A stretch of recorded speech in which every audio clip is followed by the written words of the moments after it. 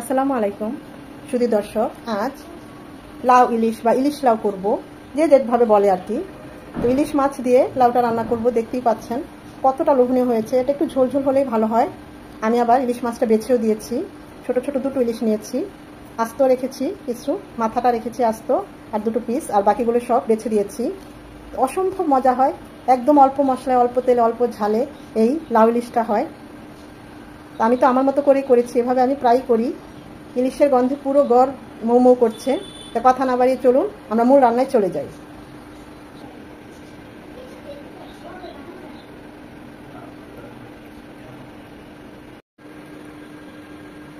লাউ দিয়ে ইলিশ মাছ রান্না করব। ছোট সাইজের ইলিশ, এখানে আমরা টেম্পো সাইজ বলি এটাকে। তো ইলিশের মাথা নিয়েছি আর দুটো পিস নিয়েছি, আর লেজ বাকি শরীরের যে অংশগুলো ভালোভাবে বেছে নিয়েছি একটু সেদ্ধ করে। পুরো লাউটা দেব না, হাফ দেব, যেহেতু আমার মাছ কম তাই। তো চলুন আমরা রান্নায় চলে যাই। লাউ দিয়ে ইলিশ মাছটা রান্নার জন্য প্যানে দিয়ে দিচ্ছি 3 চামচের মতো সয়াবিন তেল, দিয়ে দিচ্ছি দুটো তেজপাতা, একটা ছোট রসুন পুরোটা দিয়ে দিচ্ছি। রসুনটা 1 মিনিট হবে। রসুনটা 1 মিনিট হওয়ার পর দুটো পেঁয়াজ কুচি। পেঁয়াজটা নরম হবে, রসুন কুচিটা লাল লাল হয়ে সুন্দর একটা ফ্লেভার চলে আসবে রসুনের। রসুনটা লাল লাল হয়ে এসেছে, পেঁয়াজটা একদম নরম হয়ে এসেছে। এই পর্যায়ে দিয়ে দিব 1 চামচ আদা রসুনের পেস্ট, হাফ চামচ আদা, হাফ চামচ রসুন। এটাকে 1 মিনিট ভেজে নেব যেন আদার ভাজালো গন্ধটা চলে যায়। আদা রসুনটাকে 1 মিনিট ভেজে নেওয়ার পর এখানে 1 চামচ হলুদ গুঁড়ো, হাফ চামচ মরিচ গুঁড়ো আর হাফ চামচ ভাজা জিরে গুঁড়ো একটু গরম পানি দিয়ে গুলিয়ে দিচ্ছি। গুঁড়ো মশলা পানি দিয়ে গুলিয়ে দিলে বাটা মশলার ফ্লেভার টেস্ট আসে। আমি তো হাফ লাউ নিয়েছি, ওই অনুযায়ী মশলা দিয়েছি। আপনাদের লাউ এবং মাছের পরিমাণ অনুযায়ী মশলাটা বাড়িয়ে কমিয়ে নিতে পারেন। আর ঝালটা যার যেমন পছন্দ, ঝাল আর লবণের কথা বলি না, কারণ যার যেমন পছন্দ অনুযায়ী ঝাল আর লবণ দিবেন। মশলাগুলো খুব ভালোভাবে কষিয়ে নেব। মশলাটা কখনো দেখলে বোঝা যায় রান্নাটা কেমন হবে। মশলাটা খুব ভালোভাবে কষিয়ে নিয়েছি। এখন দিয়ে দেবো সেই ইলিশ মাছের মাথা,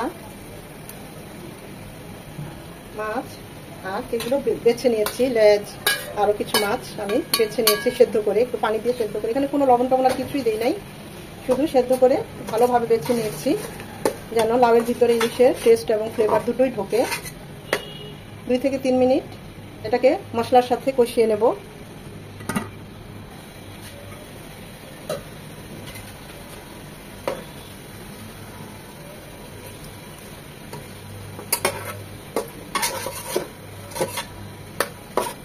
যে ইলিশ মাছটা বেছে নিয়েছি সেটাও যেন খুব ভালোভাবে মশলার সাথে কষে, একটু নেড়ে চেড়ে উল্টিয়ে পাল্টিয়ে দিলাম। তা আরও 2 থেকে 3 মিনিট কষবে। মাথাটা ভালোভাবে কুক হওয়ার জন্য 2 চামচ ফুটানো পানি দিয়ে দিচ্ছি। দিয়ে দিচ্ছি সামান্য লবণ, শুধু মাথা আর মাছটা কুক হওয়ার জন্য। এখন আর ঢাকবো না, ভালোভাবে কষিয়ে নেব নেড়ে চেড়ে। মাথা আর মাছটা ভালোভাবে কষিয়ে নেওয়ার পর মাথাটা আর মাছটা উঠিয়ে নেব। আর যে মাছগুলো আমরা একেবারে বেছে দিয়েছি সেগুলো তো মশলার সাথেই থাকবে, কিন্তু এগুলো এখন রাখলে লাউয়ের সাথে একদম কাটা কাটা হয়ে যাবে, খাওয়া যাবে না। খুব সাবধানে আলতোভাবে মাথা আর মাছটা উঠাতে হবে। আমি তো আস্ত মাছ মাথায় রাখলাম, কারণ কাটা কাটা মাছ ভেঙে রান্না করলে খেতে পারা যায় না, কাটা কাটা হয়ে যায় বেশি। বাছা যে মাছগুলো, সে মাছ আর মশলার মধ্যে লাউটা দিয়ে দিচ্ছি। আমি তো লাউটা এভাবেই কেটেছি। ইলিশ মাছের সাথে আর মশলার সাথে লাউটা খুব ভালোভাবে নেড়ে চেড়ে মিশিয়ে কষিয়ে নেব 3 থেকে 4 মিনিট। লাউ থেকে কিন্তু পানি উঠবে।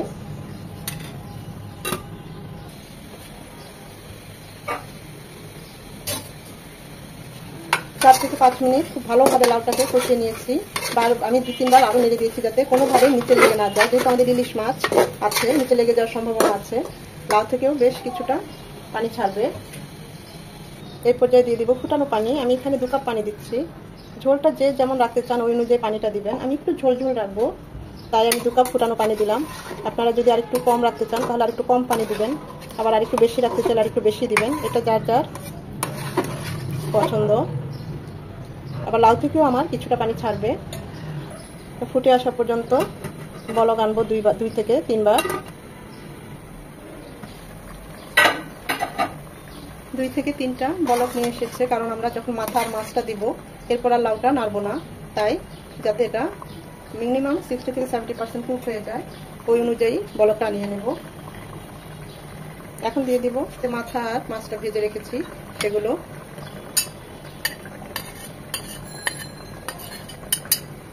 মাছটা ছোট হলে কি হবে, পর্দার খুব সুন্দর সুঘ্রাণ বের হয়ে এসেছে।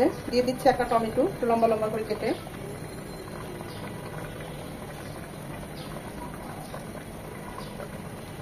কাঁচা পাকা মরিচ মাঝখানে আগাটা ভেঙে দিচ্ছি, এতে ফ্লেভারটা বের হয়ে আসবে, কিন্তু ঝাল হবে না। স্বাদ মতো লবণ, লাউয়ের জন্য আমরা কিন্তু মাছটা কষিয়ে এনেছি মাথাটা, তখন কিন্তু কিছুটা লবণ দিয়েছি, তাই লবণটা বুঝে দিতে হবে। এখন এটা কুক হবে মিনিমাম 8 থেকে 10 মিনিট। টেস্ট করেছি, আর একটু লবণ লাগবে, তাই আরো একটু লবণ দিয়ে দিলাম।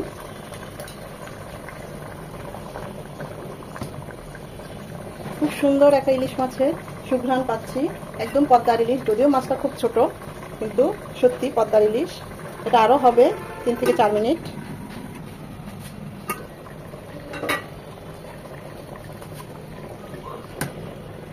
মাশাআল্লাহ, খুব সুন্দর একটা ইলিশ মাছের ফ্লেভার চলে এসেছে।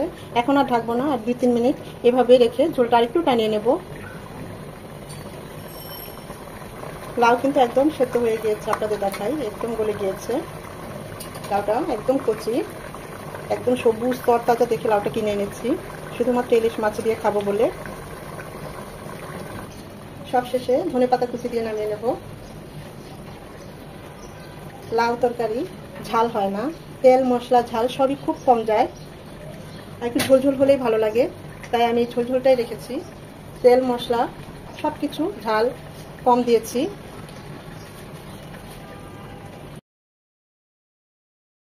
লাউ ইলিশটা এত মজা হয়েছে, এটা দিয়ে আপনি 2 প্লেট ভাত এমনিই খেয়ে ফেলতে পারবেন। দেখতেই পাচ্ছেন কালারটা কত সুন্দর এসেছে। আর আমাদের এই ঝোলটার মধ্যে কিন্তু ইলিশ মাছটাও আছে। আমরা কিন্তু একদম ইলিশ মাছটা বেছে দিয়েছি, 1.5টা ইলিশ মাছ এভাবে বেছে দিয়েছি। যদিও মাছগুলো ছোট, কিন্তু একদম পদ্মার ইলিশ। এটা পুরো ঝোলে ঝোলে লাউয়ের সাথে মিশে গেছে সেই ইলিশ মাছগুলো। এর টেস্ট না খেলে বলার মতো, মানে বোঝানোর মতো না, এতটাই টেস্টি। আর সাথে যদি আবার এরকম ইলিশ মাছ মাথা যোগ হয় তাহলে তো কতটা, মানে কি বলবো, এটা অনেক মজার। এইভাবে না খেলে বোঝানো যাবে না এটা কতটা টেস্টি হয়, অসম্ভব মজার হয়, সত্যি বলছি। যারা এইভাবে করে খেয়েছেন তারা তো জানেনই, আর যারা একদম নতুন, রিকোয়েস্ট থাকবে একবার হলেও এইভাবে লাউ ইলিশটা করবেন, অসম্ভব মজা হয়। আর লাউ তো আমাদের সবার, বিশেষ করে আমারও খুব পছন্দ। আমাদের নবীজি হযরত মুহাম্মদ সাল্লাল্লাহু আলাইহি সাল্লামের খুবই প্রিয় ছিল এই সবজিটা। আসলেও মজার, যা দিয়ে করি সেটা দিয়েই মজা। এটা লাউ দিয়ে গরুর মাংস রান্না করলে অসম্ভব মজা হয়, মানে চিংড়ি দিয়ে, এমন কিছু নেই যে লাউ দিয়ে খেতে ভালো না লাগে। তো আশা করি ভিডিওটা আপনাদের ভালো লেগেছে। যদি ভালো লেগে থাকে অবশ্যই একটা লাইক দিবেন, ফ্রেন্ডস অ্যান্ড ফ্যামিলির মাঝে বেশি বেশি করে শেয়ার করে দিবেন, যেন তারাও এরকম সহজ সহজ মজার রেসিপি দেখার সুযোগ পায়। এখনো যারা আমার চ্যানেলটা সাবস্ক্রাইব করেন নাই, অবশ্যই চ্যানেলটা সাবস্ক্রাইব করে আমার পাশে থাকবেন। একটা লাইকটা অবশ্যই দিবেন, কারণ এই লাইকটা পরবর্তী ভিডিও করতে আমাকে উদ্বুদ্ধ করে, উৎসাহ দেয়। ধৈর্য ধরে যারা এতক্ষণ সময় নিয়ে ভিডিওটা দেখেছেন তাদের সবাইকে অসংখ্য ধন্যবাদ।